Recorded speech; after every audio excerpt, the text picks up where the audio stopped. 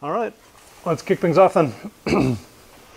So, thanks for coming. We're going to be talking about why JavaScript programmers should learn algebraic data types. Set my timer. This talk is a bit of a fire hose. So I would encourage all of you to go to talkstudyseth.com and pull up the slides. So if you go to that link, it'll take you to, it's just a redirect to this GitHub organization. And you probably want to pull up the markdown file for the presentation. This is very, very long. This has all of the slides, of course, but then each slide has links, has additional quotes, resources, advice, code. So I would, the intent for these slides is for you to pull them up after the fact and to kind of revisit these slides in this presentation to try and, bootstrap or fill in gaps, that kind of a thing. So talkstudyseth.com. So JavaScript. There's a lot of fun things about JavaScript, right? There's a lot in JavaScript to like. It's a very flexible language. It can do a lot of things. A lot of the things that we'll be talking about today are things that maybe it's not intended to do, but it can do. There's also a lot to dislike. It is a very, very flexible language, very suited to beginners, very little in the way of error handling and safety. Let's see. Another thing about JavaScript is the ecosystem is huge, right? There's a ton of people that are working in JavaScript, and they're all, doing a huge variety of things. And so there is, competing ideas. The ideas you'll take from this presentation, where they're trying to push a particular viewpoint, and you have to decide whether or not that's appropriate for what you're building, whether or not it's going to give you the kinds of things, the kind of end results that you're looking to get, and whether or not it's appropriate for your team. We'll circle back to that a bit. So some of that exploration is good, and some of that exploration is bad. JavaScript fatigue was a big deal last year. And in my opinion, a lot of JavaScript fatigue is having to relearn the same things over and over. People rewriting the same APIs in just slightly different ways. There's also a lot of legitimate greenfield exploration, new ideas, new techniques, that kind of a thing.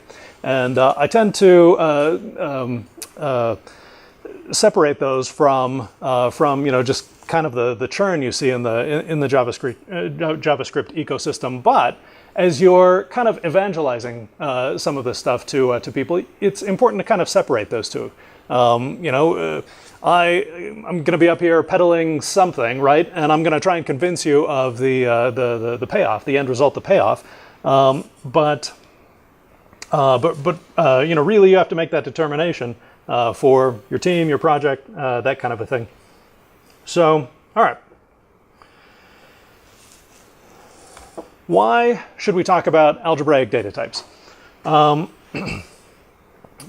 thing that got me interested in them is JavaScript lends itself to functional style programming quite well.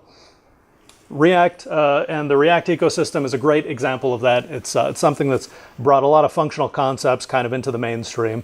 There's a lot of React's ecosystem that is not functional at all, but it's getting people interested in it.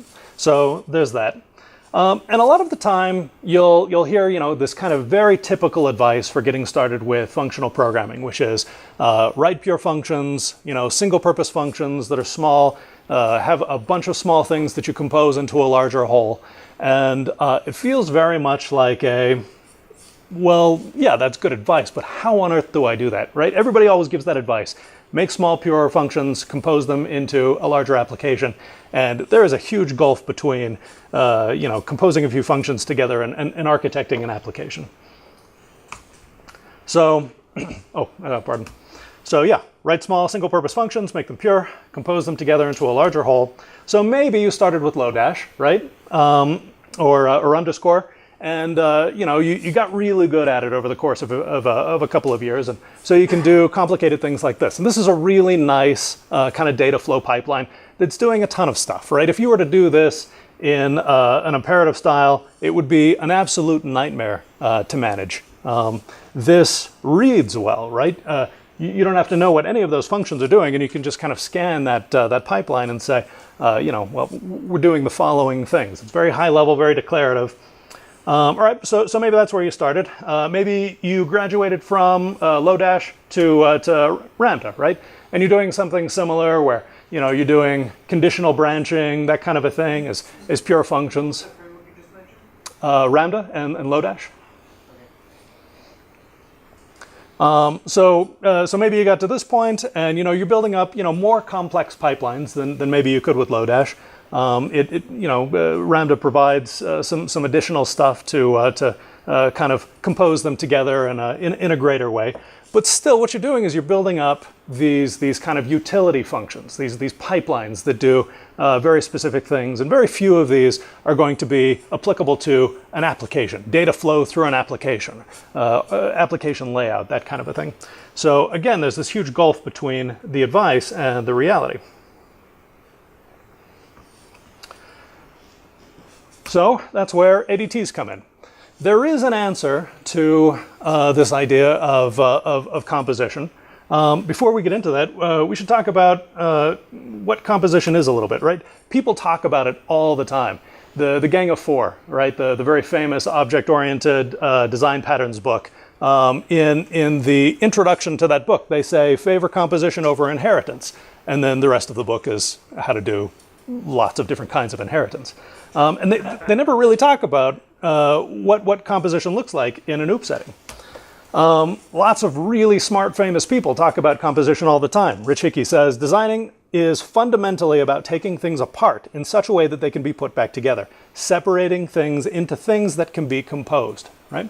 So composition sounds like it's really important, but very few people talk about how to do it. And that's what brings us to this talk, right? So here we go. Here's another quote about composition. Programming is all about decomposing the problem and then recomposing solutions, right? Okay, we get it. Composition is good, but how, right? There's so many ways of composing things, and each one of them is different, right? Okay, I've tried it a few times. I get that. Aha. Here we go. Category theory describes all these various ways of composing things. And that is why all of the complexity, all of the kind of abstraction that we're going to be talking about today has this very real payoff in that it allows you to abstract certain things, certain layers of certain things, compose them together into this. It is the missing piece. It was for me. So there's this great blog post called The Perfect API. There's a link to it in the slide notes. And it really does a good job of selling the pros and cons of this. And basically the idea is math, right? Math has this entire branch dedicated to studying the relationships between things. And it's directly applicable to programming. There is a learning curve. So you don't have to go whole hog. You don't have to bring all of these ideas in all at once. And depending on the team that you're on, your coworkers, your current experience level with some of these precursors, pull things in little by little. Solve little problems with these ideas and kind of grow that understanding over time with you and your team. And there's a lot of really interesting quotes about the applicability of mathematics to programming. One of the blog posts linked in the notes is all about how we as an industry just encounter so many bugs and errors, and we cannot reason about how complex our software is. And this runs the gamut, right? This is systems management to server-side code to front-end code, right? Shipping front-end code to a browser and having that be robust over time and that kind of thing it's a really hard problem. And these algebraic data types will not solve that problem, but the hope is that they make it easier. Okay. So a lot of developers are afraid of math. And I think that that's something we need to get past as an industry, as individuals, as teams, and as an industry. So Philip Wadler has this great quote about developers being afraid whenever they see italics, right? It looks mathy, and so it's going to be afraid. But he makes the point that JavaScript has a lot of really weird edge cases. So if we can handle JavaScript, we can handle math. And Leslie Lamport talks about how math kind of helps constrain direct your thinking, right? When you're thinking about solving a problem from the idea of a programming language, you try and solve that problem with all of the semantics and syntaxes of that programming language. But taking a step back and saying, what mathematical structures am I trying to put together to make this front-end browser application can kind of guide where you put things and why. All right, so let's talk about prerequisites before we get into some code diving. If you don't meet any of these prerequisites, don't despair, right? You can still get in little by little. I've got some advice here. Anyway, just keep coming back to this until you get all of these, you check all of these boxes. So first of all, you have to have a desire to learn more about functional style JavaScript. If you hire somebody new, just a regular old JavaScript developer, maybe some Angular object-oriented background, and you plop him down in front of a pure script project, he's going to have a bad time. That happened at my work. So you've got to have the desire. Otherwise, it's just going to be more JavaScript fatigue. The ES5 array extras are very, very helpful. So map, filter, reduce. If you can write a reduce expression, then everything else that we'll be talking about will be that much easier. And again, if not, practice that, and then come back. And then a functional programming baseline, so function composition, closures, decorators, partial application, currying, again, all helpful, because we'll touch on these concepts as we go. So if you need a primer on any of these things, these two books in this order are a wonderful read. JavaScript Algebraic is just this amazing kind of way to think about programming. As I got into it, I was wondering if maybe it was a little too basic, but the concepts that he builds on throughout the book are just amazing. So if you need that kind of fundamental how to think about programming kind of an idea, JavaScript Algebraic is a great read and takes that very functional approach. And then Professor Frisby's Mostly Adequate Guide to Functional Programming is a very nuts and bolts. This is how you do the following things. If you want to do this, this is how you do this. If you want to do this other thing, this is how you do this other thing. And so reading them in this order is recommended. All right. So the goal of this presentation is to get you kind of a high-level overview so that you can dive into these concepts that we're talking about. We're going to talk about practical use cases, right? If you can't solve real problems with your team, then this presentation is not going to be useful. We need to ship code, right? That's our job. That's why people pay us to do stuff. And so adopt these ideas incrementally, as we've talked about, with your team, whatever's appropriate for that skill level. So the goal of this presentation is to get you to watch these two things. One is Professor Frisby's, it's a Egghead.io series, it's free. The link is in the slide notes. It's a wonderful watch, it's funny, and really informative. And then once you've done that, read this blog post by Tom Harding called Fantas, Eels, and Specification. It is incredible. I've borrowed a lot of content from it for these slides, as well as some original stuff. But it is, just this amazingly in-depth. It is like category theory condensed into really small blog posts, individually digestible. I'm on my third or fourth reading, and it's just incredible. So major thanks to Tom Harding. All right. So why are we going to do this in JavaScript? Well, because it's everywhere. Oftentimes we don't have a choice. As we talked about, we just don't do good enough work. We need to embrace programming fundamentals so that we can get away from having to rely on libraries and frameworks for doing really basic stuff for us, right? State management, program layout, that kind of a thing. These are things that we should be able to solve as programmers without leaning on frameworks all of the time. Also, our async primitives in JavaScript, they're not good enough. So with the techniques that we're going to be talking about in this, they can be quite good. But promises are just terrible. Async await is just sugar around promises, so that didn't solve any problems. All right, and one last caveat. We're going to be talking about data types. We're not going to be talking about data type checking. Flow, TypeScript, they're nice projects. They provide certain catches for certain kinds of errors. So, you know, like if you use ESLint, for example, to help you catch errors before you ship them to prod, that's a really useful tool. TypeScript and Flow are more useful than that, but they're not going to provide the kind of guarantees you're going to get from Haskell or PureScript. So we're just not going to dive into them in this presentation. All right. What are algebraic data types?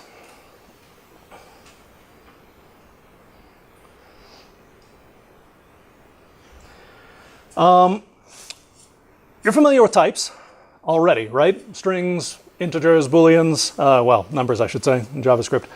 So you're familiar with types already. Algebraic data types are when you combine other types together. And there's two ways to do that, it turns out.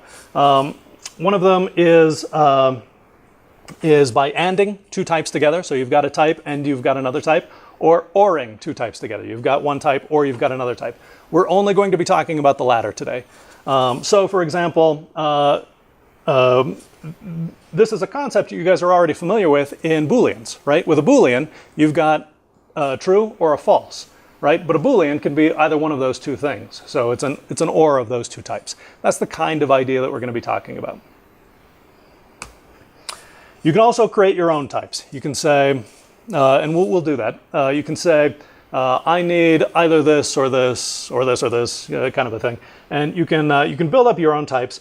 And that's a nice way to kind of encapsulate business logic or checking or a variety of things all into one kind of container that you can then pass around your application. That container lets you do various things, as we'll see. But the way we're going to go about this is we're going to be using classes, object-oriented classes, to encode these up. And the pairing isn't as weird as it seems, and I've got some thoughts on that in the slide notes. All right, so let's start with a few examples. We're going to start with something called a box, or the identity. It does not do anything, but what it does let you do is build up a pipeline of computations. And we've already seen this with, say, Lodash, right? So say like we've got these two pure functions. We've got a function to capitalize a word, and we've got a function to add an exclamation onto the end of the word, right?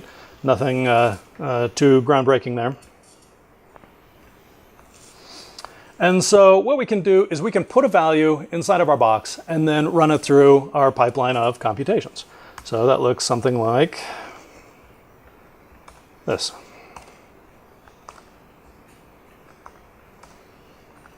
Right. So if we run this, oh, sorry, I'll get to that definition in just a sec. One of the things to take away from this is this map function is compose. But it lets us do a few things that maybe you're familiar with if you played around with Lambda, for example. So for any one of the steps in our pipeline, we can say, at this point in the step, I want to save the results to a variable. I want to save the results of this computation or the composition of functions thus far to a variable. And that lets you reuse various steps. So like here, we've got a step one where we capitalize something. But then we take that step one and we do two branches with it, right? One is adding an exclamation, the other one is adding a question mark, not implemented here. But the idea is we can reuse that initial pipeline elsewhere. That becomes a really big deal in some of the more complicated pipelines. We're going to talk about Rxjs a little bit toward the end, and you'll see examples of that. So this is what Box looks like. Now, in this presentation, I've avoided using libraries. There's some good ones in the JavaScript world. There's even a specification, the Fantasyland specification, to say all of the implementations of these ideas should be compatible with one another if they adhere to this Fantasyland spec. So there's some good libraries, and I'm not using those just because I want to dispel this kind of idea of magic or complexity. All of these things are things that you can figure out yourself just by spending, in my case, a few hours, right, hammering out these very, very simple classes to encapsulate these ideas. Okay. Box is evaluated eagerly, but there's a lazy variant, and we'll get into that. That is not a lot of space at this font size. Okay. Jeez.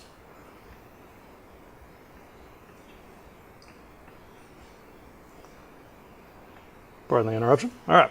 So there we go. We've got this container, and inside of our container, we've got the results of our computation. So evaluated eagerly. All right. Map is not about iterating. You might think that if you're familiar with map from arrays, but what it is it allows you to run a function on the contents of a container. So if you think of an array as a container of values, when you map over that array, you're running a function on all of the items in that array. And so with Box, the idea is identical. It's not about iterating over a thing, right? Some types might iterate internally because it makes sense for them, like an array. But it's running a function on the contents of that container. And map is equivalent to compose. So if you compare the types, and we won't do that here, you'll see that they're identical. And you can actually rewrite a map. You can make a single call to a map and compose your functions like this, just with the compose function. And you end up with the exact same thing. So as you're building up that pipeline of computation, keep in mind you're composing functions, right? That's the end goal. We want to build large things out of small things, and there's a very direct answer to that.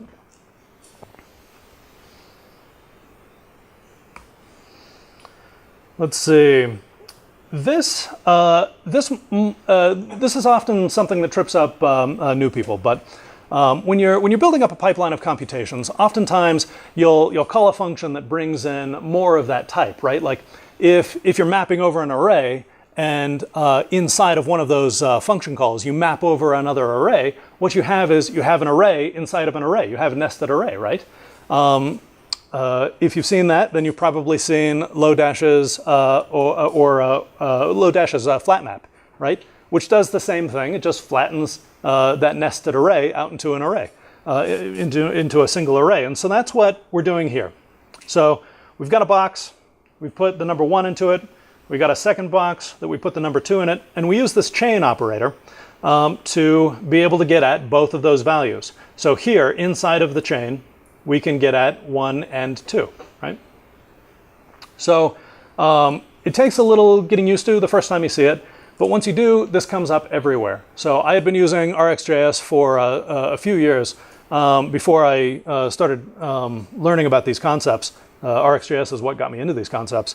And the first time I encountered something like this, as soon as I got that flat map and chain are just aliases for one another, it's like, oh, well, now I know exactly how to use this. And that's going to be a running theme today, right? These ideas, these interfaces that we're going to be talking about, they're common interfaces. So once you learn that interface, then it's applicable to any other place. If you're talking about nested arrays or nested observables or nested boxes, the semantics are exactly the same. And you can count on that moving between them. And that's amazing. So quick summary, map is compose. Anything that implements the map interface is a functor. Anything that has the of interface to put something inside of a container is a pointed functor. Anything that implements the chain interface is a monad. So the very first thing we've talked about today is a monad, right? That's that term has a lot of stuff, baggage behind it, right? But it's a very simple concept. In fact, it's not even the most interesting structure of a lot of these. And it's very simple to get up and running with. You can use these without knowing that you're using them. If you've ever used flatmap and Lodash, if you've ever used Rxjs, you know these concepts already. You just don't know the names for them. And the names, it turns out, are not that big a deal. Okay. Promises. You've used these with promises. The then method in a promise is both map and chain. They did this dual purpose for that function, which was a design flaw. So it's both map and chain, and that ended up being a mistake because that limits the kind of flexibility that you can do, that you can have with promises. The other one is they're eager, not lazy, so you can't compose them. So there's very few things that I would use promises for. They basically have one advantage, which is they ship with the browser nowadays. But promises are not magic. We'll implement something similar in just a bit. Lodash, you've already used it with flatmap. Lambda has chain. Rxjs, flatmap and concatmap, same idea, slightly different semantics between the two. All right, so let's talk about a maybe. Now I'm going to go over this pretty quick because if you've ever done an introduction to algebraic data types before, maybes and eithers are always the first two that you talk about. And I want to get into some more interesting things before the end of today. So I'm going to skate over this a little bit quickly. I'm sorry if you're not familiar already. So the problem that these solve is you have a value that might be null, right? We deal with this in JavaScript all the time. Holy crap. So you've got something like this where you've got a string, you're calling the match function on that string, and you're searching for something inside of that string. Well, if it's not in there, you're going to return a null. If it is in there, you're going to get back an array. So say like you want the result, you want the thing that matches from that string. You're going to pull that out of the array. It's going to be the first thing in the array. So if you had a null, this is going to return a type error. Or if you had the array, but maybe you search for nothing, it's going to give you an empty string back. Neither of which are helpful, right? That means that when we do this, now we have to check this word variable every single time we use it to see, wow, is it null? Is it an empty string? Right? So if I wanted to do capitalize and exclaim on this, I've got to check it every time I use it. And that's really frustrating because you kind of intermix this data pipeline with all of this crazy error checking. We're JavaScript programmers. This is our bread and butter. We do this all the time. So with a maybe, you can solve this problem. Now, this is a simple implementation of maybe. There are many. This is not better or worse, or it's probably worse, in fact. But what you can do with this is you've got this from null function. So let's do it real quick. Let's see. Let's do...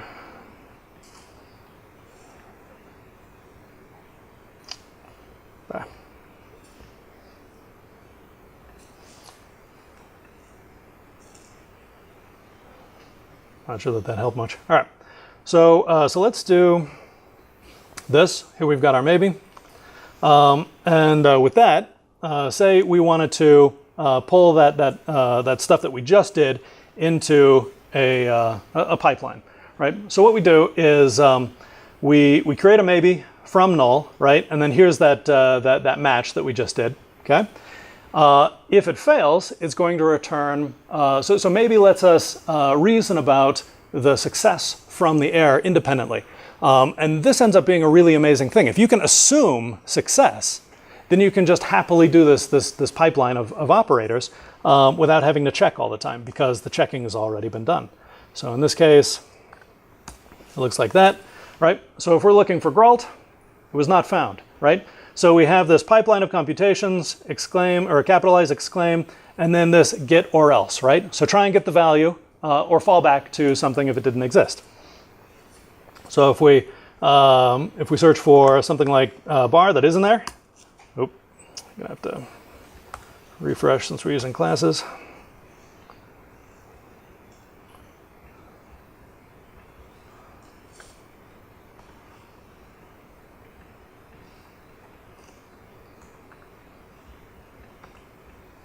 Okay.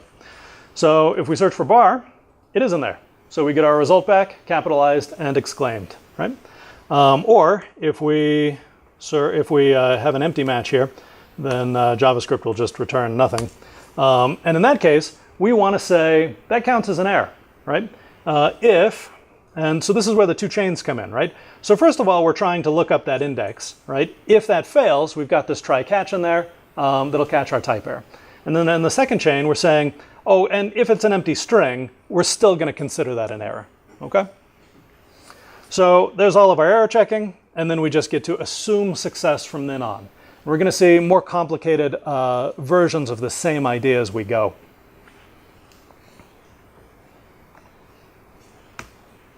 All right, either is exactly the same thing, except you can retain the last error message that came through. So with maybe, it's just an all or nothing, right? It either succeeded or it didn't. With an either, it's more of a branching thing. If it succeeded, do this. If it didn't succeed, show me the last error message, kind of a thing. So it's useful. It doesn't have to be an error, but it usually is. Sometimes it can be short-circuiting some kind of a logic, kind of an else situation. It looks like this. They are nearly identical. Really, the big difference between either and maybe is either is passing that error value through and maybe is not. We won't demo this one. All right, let's talk about task. So this is where things start to get a little bit more interesting.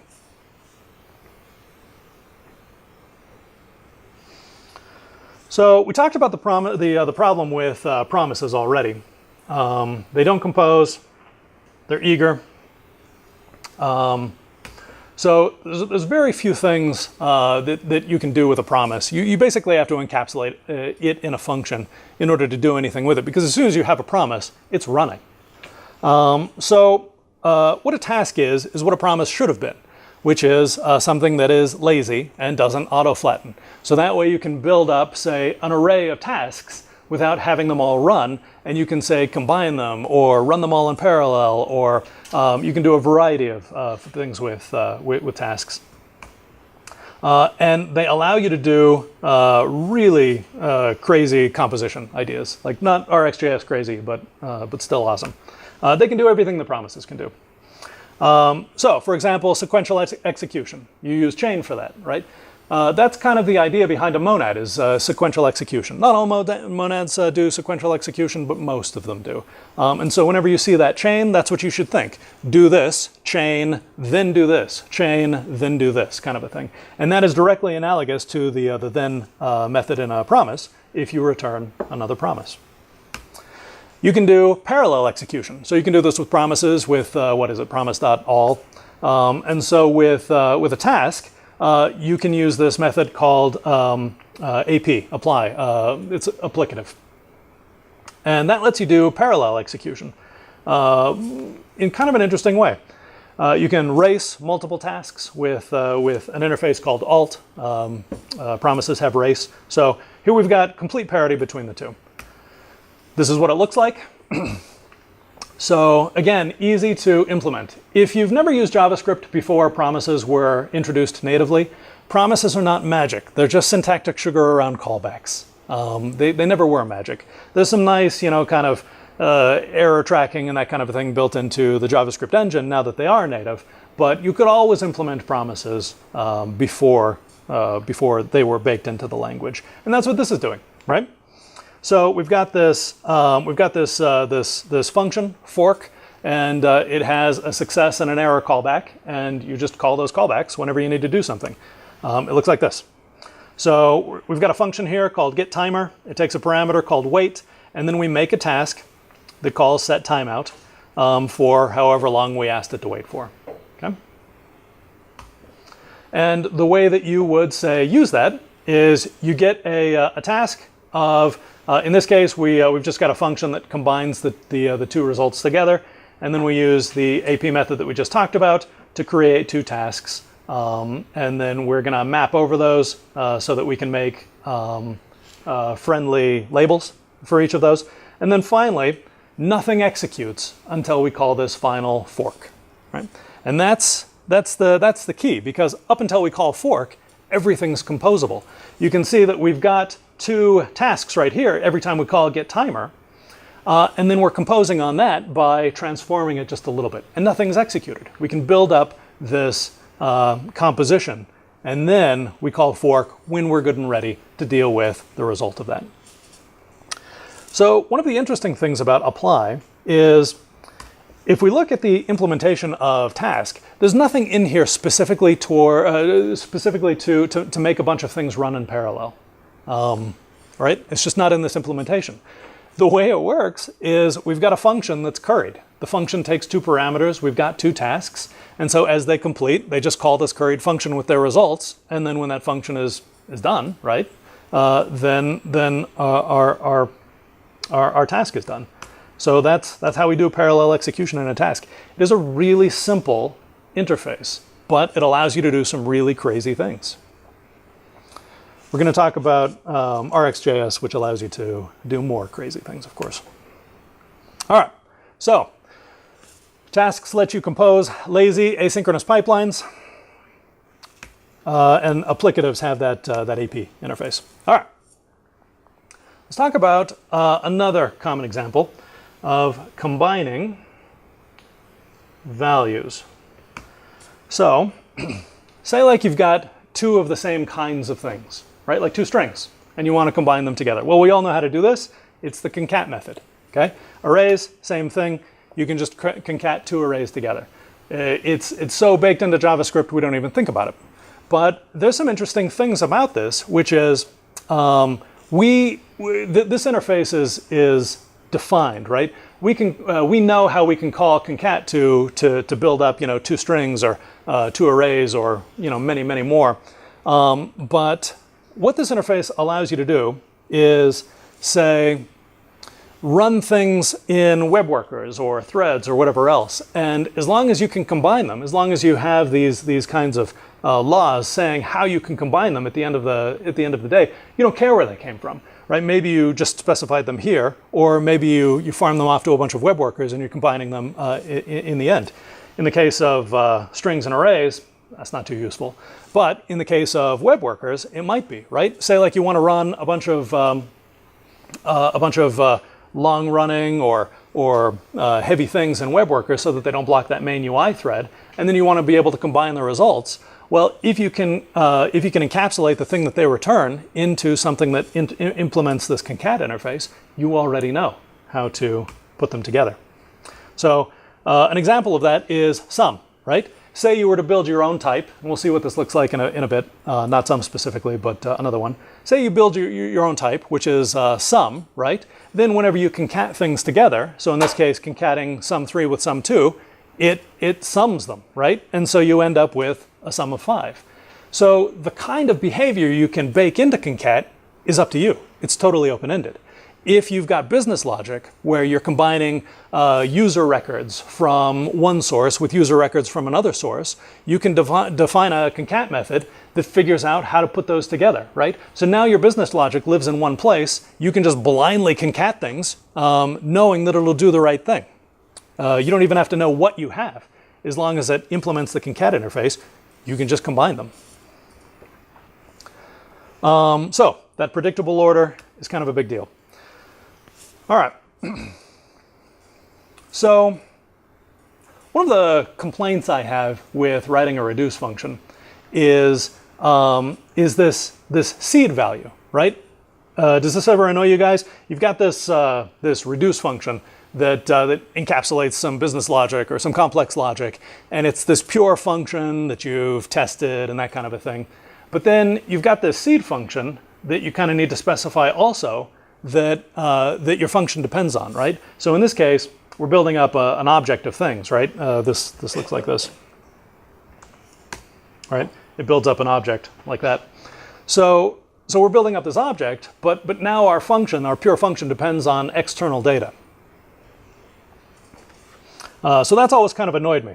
Well, category theory has a solution to this, which is if you can say, this is the empty value, this is the identity value, this is the seed value for a given type, then anything that you can implement this on then has a direct answer to what you put in that reduce value. You don't have to specify it. You can just know.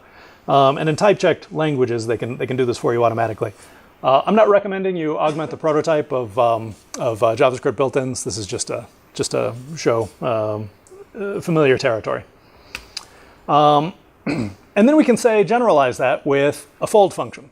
In this case, fold is reduce, except it starts with that empty value on our behalf. So looks like this. We define fold. Now we can use fold like this, right? So we can say fold a string or an array and get that back. I ran into it once, so the first one didn't show up. But yeah, so this fold just kind of generalizes this concept. So now anything that implements this concat and empty interface, we can run through this fold function. We don't have to care or know what it is. So tasks, right? If they implemented this interface, you could fold them. All right, what about objects? How would you do an object? This is something that that's come up a variety of times in my past, where I've needed to maintain an object, add keys to an object, remove keys from an object over a period of time, over the length of the application, kind of a thing. And so I built this. It's a collection, right? So it's basically everything we just talked about, but applied to objects. No need to worry too much about the implementation here, but the idea is we've got this collection type, and now we can put things through it. So we've got our fold function, right? Same as we had before, and we don't need to know anything else about that type. That same fold function works on our collection type as well as strings and arrays. Okay, a little hard to see, but if we run it,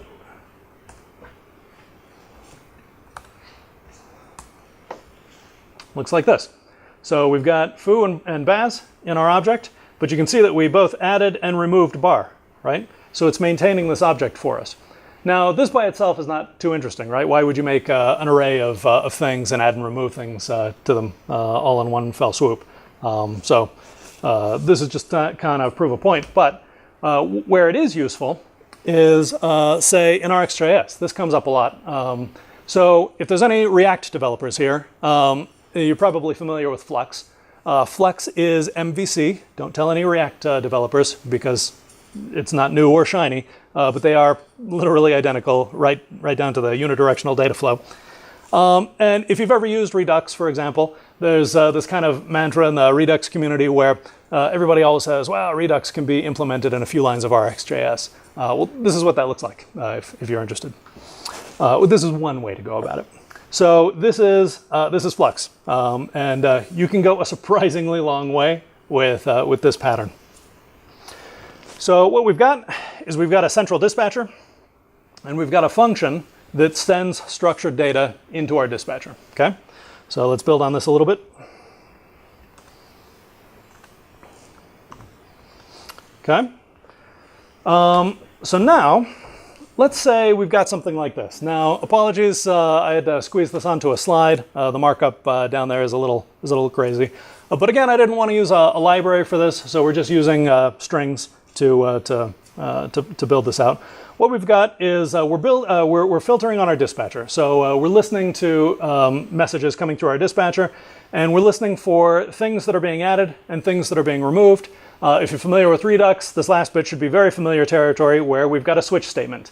And we're saying, if you're adding a thing, do this. If you're removing a thing, do this, right? And they're awful, right? Writing these switch statements, I hate switch statements.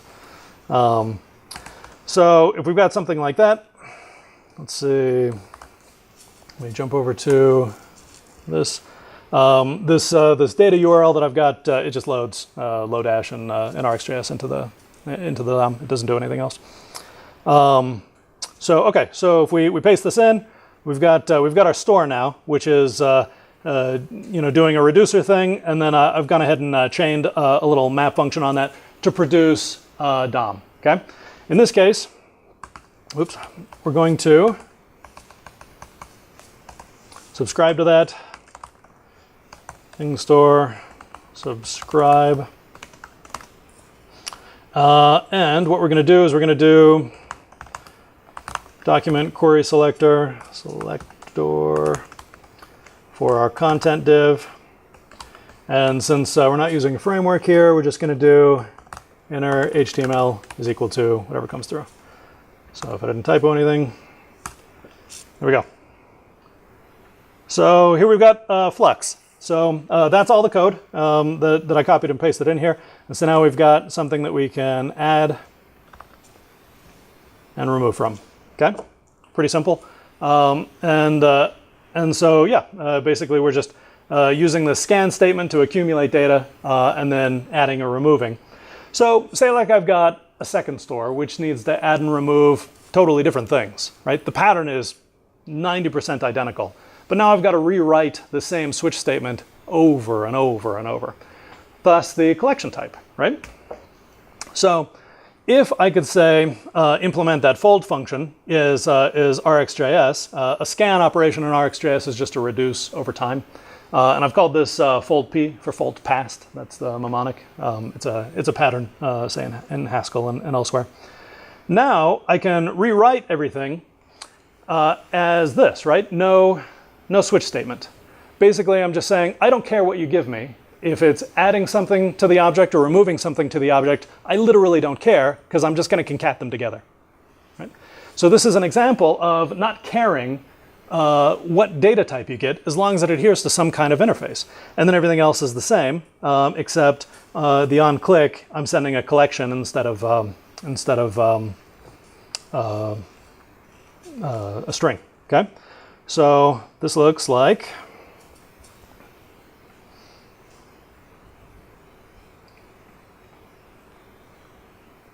yikes.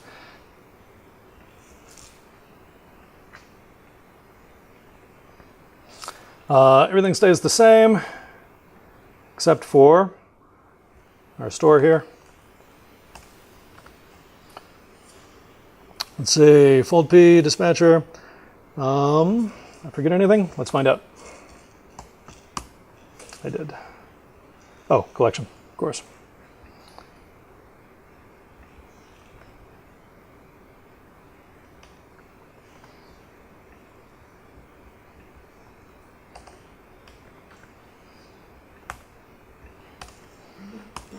All right, and then we end up with the same thing.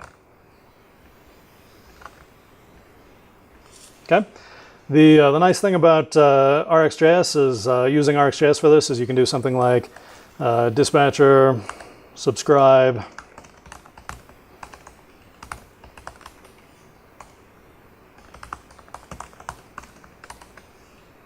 this. And so now, when we push things through it, we've got this this nice debugging thing saying this is going through the dispatcher. So it's a nice way to do Flux, in my opinion. All right, so quick summary. This interface allows us to combine and reduce values just with concat and empty. Okay. There are a variety of things that you can apply this to. This is something called a semigroup and a monoid, incidentally.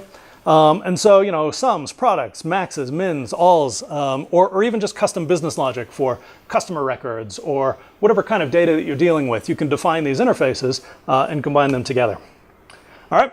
You can also make your own types. So one example of that is something I've called Xhr Result.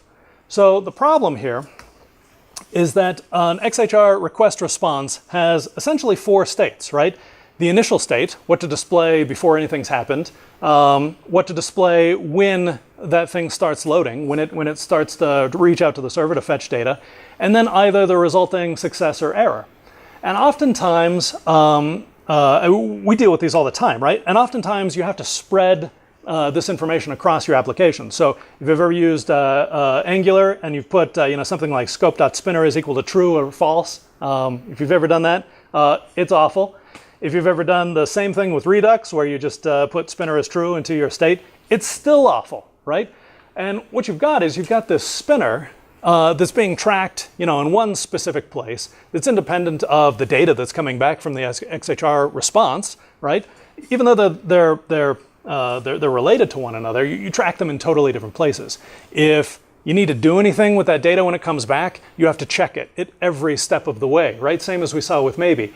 Is this loaded yet, right? Is my spinner up? I need to turn my spinner off, and now I can do something with the response data. But I've got to check my response data to make sure that was a 200 kind of a thing. And so it's this juggling act where all of this business logic ends up getting spread across your application. And oftentimes that ends up with logic in the view, right? Where the view is doing way more than it should just because you need to display the error to the user, right? You've got to do all of this checking with, in your store, you've got to do all this checking so that you can actually modify the data that came back from the other request. But if it was an error, you still have to pass both things down to the view so that you can say display an error. Say you want to display the error right next to the thing that was loaded, kind of a thing. So that's where this comes into play. It's very similar. If it looks very similar to maybe or an either, it's because it is. It's nearly identical, but it's got more states. So instead of success or error, or in addition to success or error, it's also got loading and initial. Okay, and so here's a little. Let's see, we're running out of time, so I'm gonna do this real quick. Let's see. So this is a little Rxjs magic. Nothing, definitely read over it if you're interested, but nothing worth going over today. And then what we're doing is, in this, we're going to get a list of 30 users, and we're going to fetch information for all 30 of those users. And say we wanted to show a spinner for each one, right? We're going to do them all at once. Well, we're going to do them in batches. But if you wanted to do them as the user's clicking on things, right? Like you've got a list of records, the user clicks on one, we load that one, we show a spinner for just that one, right? Or an error message or whatever as that one's coming in. So that's what this is doing. And again, definitely read through it if you're interested. And then we're just going to output it to the DOM, which is all this is doing. Okay. Let's see. I've got my subscribe in there. Okay. So if I run this, make this a little bit bigger. So there we go. We're loading all of our users in batches of 5. I'm not a designer, so apologies for just the plain JSON output. But you can see we can very granularly identify when things are loading, right? If we wanted to show a spinner, we could definitely do that. If we had errors coming back from these things, we could show the error right there. So we could say, this record succeeded, but this record failed, kind of a thing. We can put the loading spinner right where the data is, and it lets us keep that business logic where it needs to go by just mapping on it, right? This exposes the same interface as box. So all of our business logic can just assume success, right? If we get a 400 response or a 500 response back from our server, our computation pipeline, all of those maps are completely unaffected because that map only runs if you get the success condition. So this is a really nice way to encapsulate all of those things independently. So here's a quick summary of all of the things that we talked about. This talk really needs a part 2 because there's a lot of other things that we could talk about. Some of them are in the slide notes.